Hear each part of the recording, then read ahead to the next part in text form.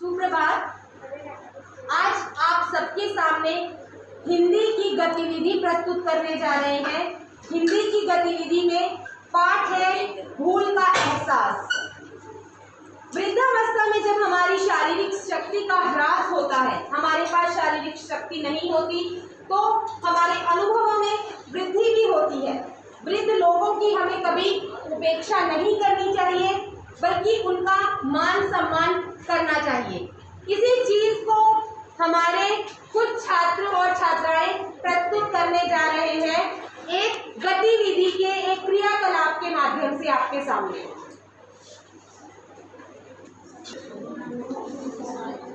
एक राजा था जो कि बहुत ही क्रूर और क्रोधी था। दूसरों पर दया करना उसे आता ही नहीं था।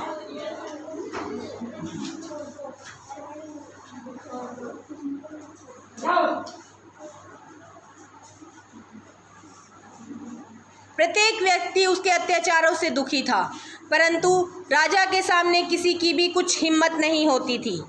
एक दिन संध्या समय राजा घोड़े पर सवार होकर जा रहा था।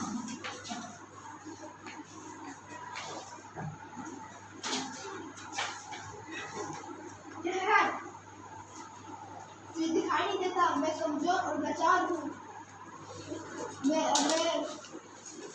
मैं शक्तिहीन हूँ। अपने बल का मुझ पर प्रदर्शन कर रहा है। मैं मत भूल कि तू भी एक दिन वृद्ध होएगा। वृद्ध व्यक्ति गिर गया और बोला कि मैं कमज़ोर हूँ, शक्तिहीन हूँ, मुझ पर अपनी शक्ति का प्रयोग ना कर। राजा वापस लौटकर आया। उसने बूढ़े लाचार व्यक्ति को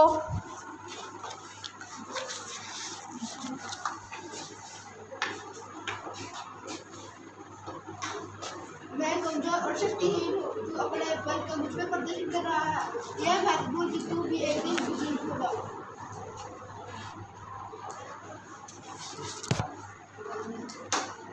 राजा ने ऐलान किया कि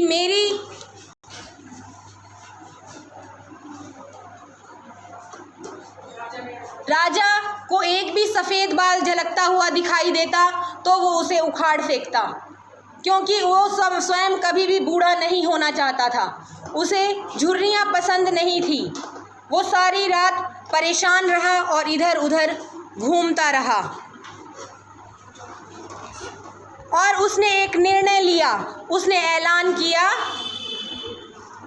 मंत्री जी महाराज, यहाँ पर हमारे राज्य में कोई भी वृद्ध व्यक्ति नहीं रहना चाहिए। उसे राज्य से बाहर कर दीजिए। जी महाराज का आदेश है कि इस राज्य के सभी वृद्ध इस राज्य की सीमा से बाहर चले जाए। नहीं, जो वृद्ध इस राज्य में दिखेगा उसका सर कलम कर दिया जाएगा।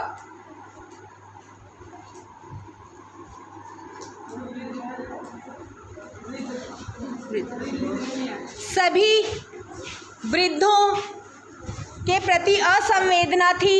राजा ने किसी भी वृद्ध को कार्य के योग नहीं समझते थे, इसलिए मंत्री समझाते हुए राजा को, महाराज आप वृद्धों के लिए इतने क्यों हैं?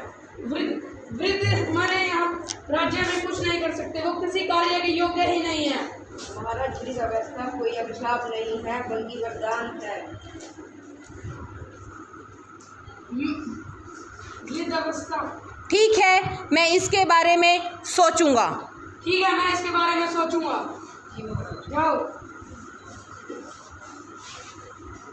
परंतु राजा ने उसकी एक बात ना मानी और सभी वृद्धों को धक्के मारकर अपने राज्य से निकाल दिया। चलो चलो, तुम ऐसे नहीं मानोगे।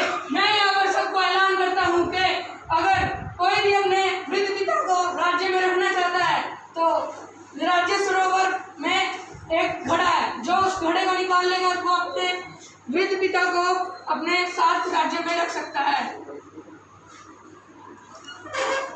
सभी गांव वाले सरोवर के पास एकत्रित हो जाते हैं।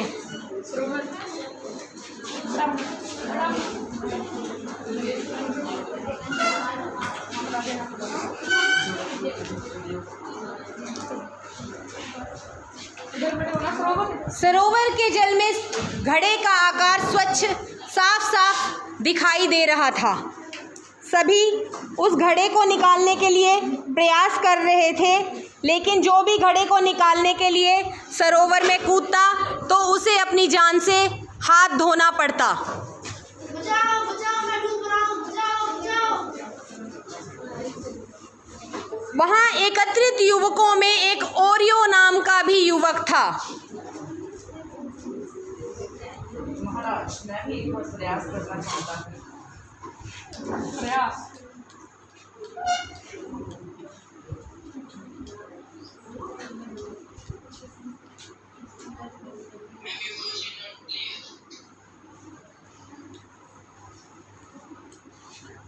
आप घर में जाएंगे बूढ़े पिता के पास,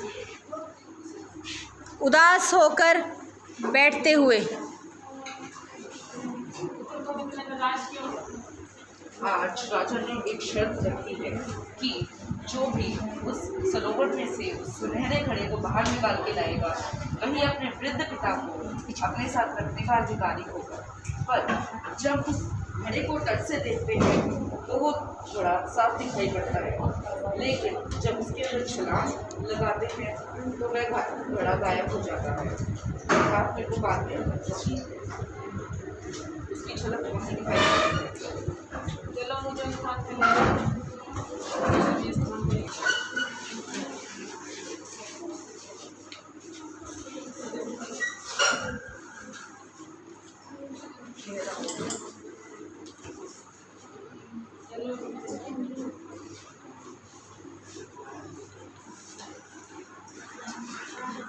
पिता और पुत्र वापस घर आ गए। मुझे सब कुछ समझ आ गया है।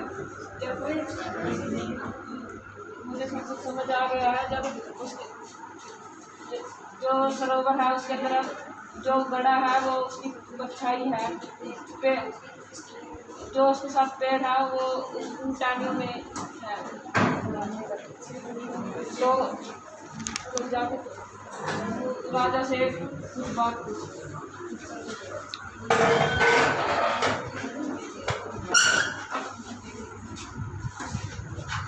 महाराज, मैं एक बार और प्रयास करना चाहता हूँ। ठीक है।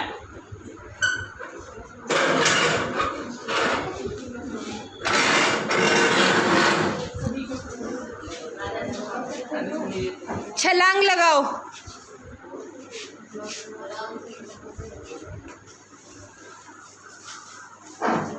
अरे ये क्या कर रहा है? इसे तो छलांग लगाने के लिए कहा था। अरे ये क्या कर रहा है?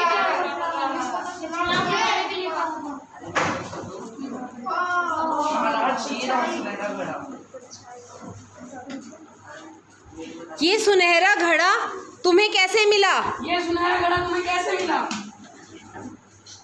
ये सुनहरा घड़ा उस पेड़ के ऊपर था और जो यहाँ पर परछाई दिखाई दे रही थी वे एकमात्र परछाई थी, वह घड़ा नहीं था।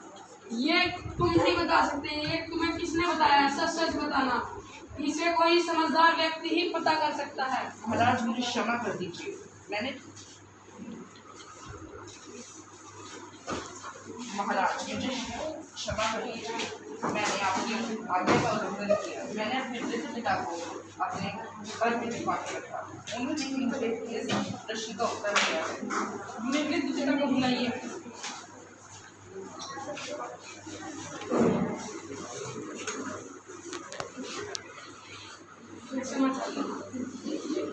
राजा क्षमा मांगते हुए राजा को अपनी भूल का एहसास हो गया है।